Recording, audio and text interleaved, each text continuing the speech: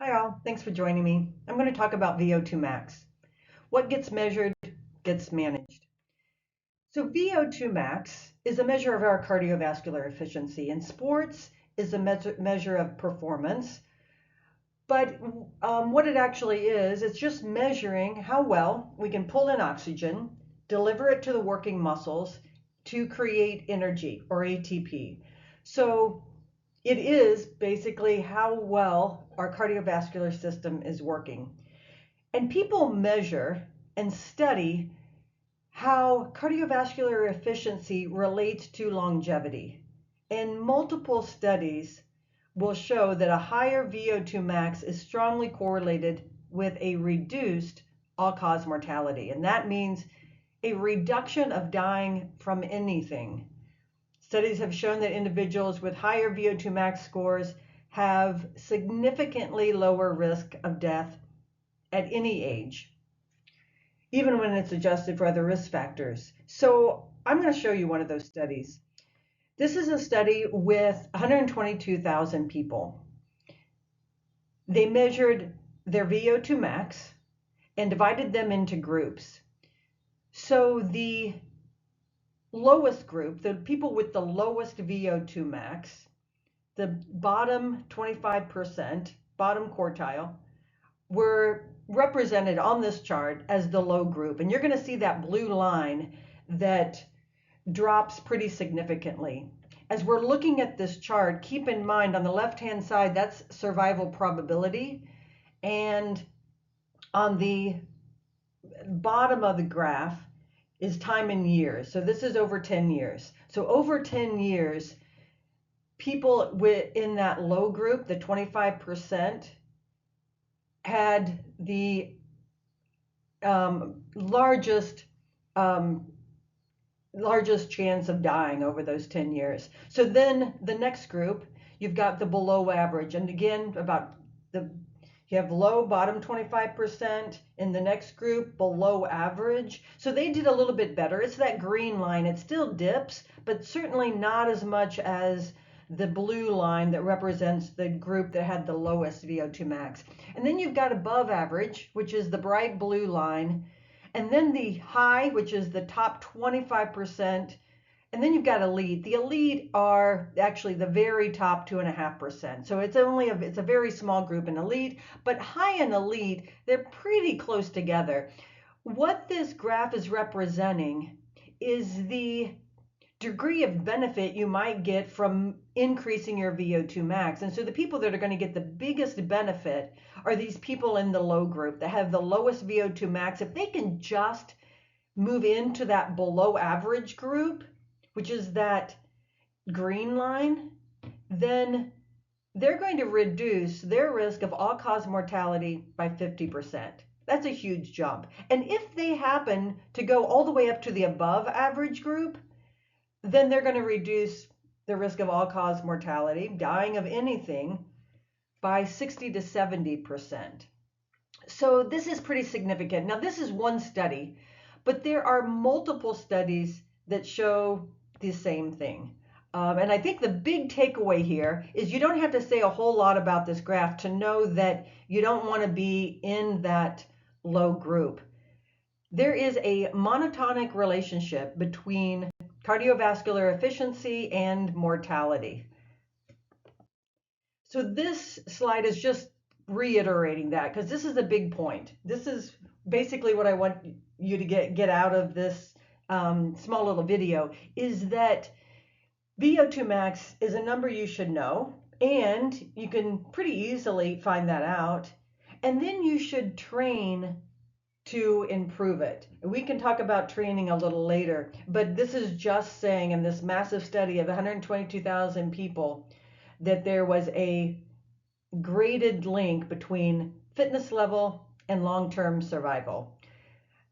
And again, it's just indicating you don't want to be in that bottom quartile, that bottom 25%.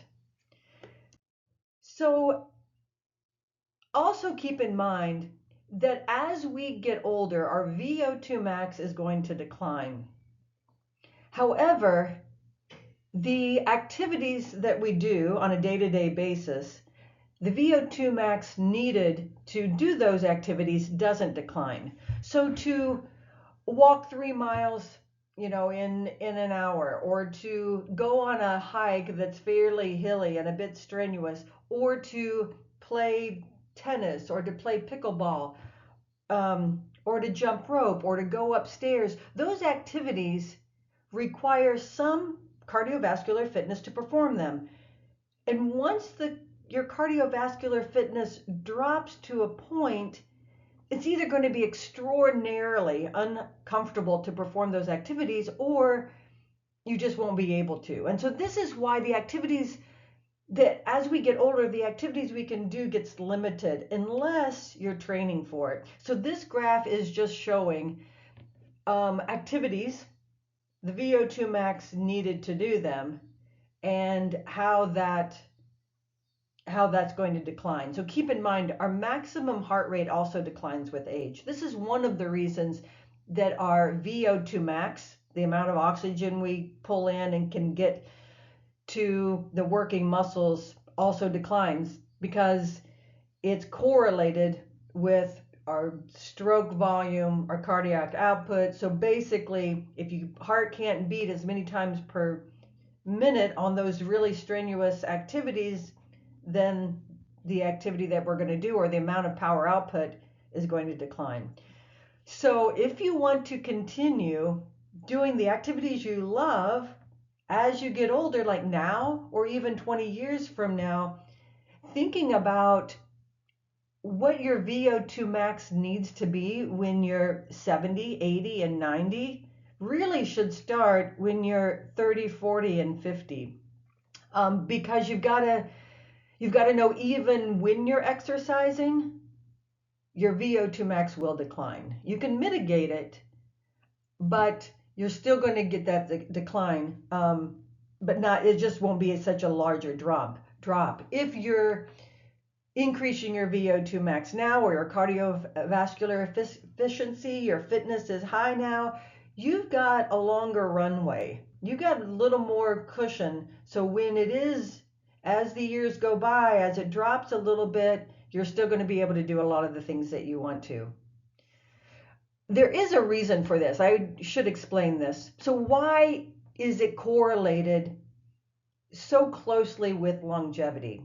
Our cardiovascular fitness, how long we're going to live. The reason why is because to increase your VO2 max, and or to have a high VO2 max, you've got to be spending some time. You got to spend some time, and you're going to have to sweat a little bit. So it's this time and effort you're putting in that is a real reason for that correlation, because exercise modifies many of the risk factors related to the things that are going to kill most of us. So if you exercise, you can decrease blood pressure, you can manage glucose, you can, to some extent, manage your cholesterol and triglycerides. It helps to manage stress and the stress hormones. It helps to improve sleep. So all of those things, those are the things the doctor is going to look at and measure. However, exercise can modify all of those things. Exercise is the #1 modifiable risk factor. So there's my point. Here we go. So you probably want to know what your VO2 max is. So keep this in mind. We can do a VO2 max test. It takes about 30 minutes. I can tell you what your estimated VO2 max is, and then from there, it gives you a starting point. You can retest in 4 months, 6 months, in a year. We can also give a prescription or an exercise routine that is going to help you reach your goals. But keep in mind, give me a call if you're curious about your VO2 max, because it's important. Thanks for watching.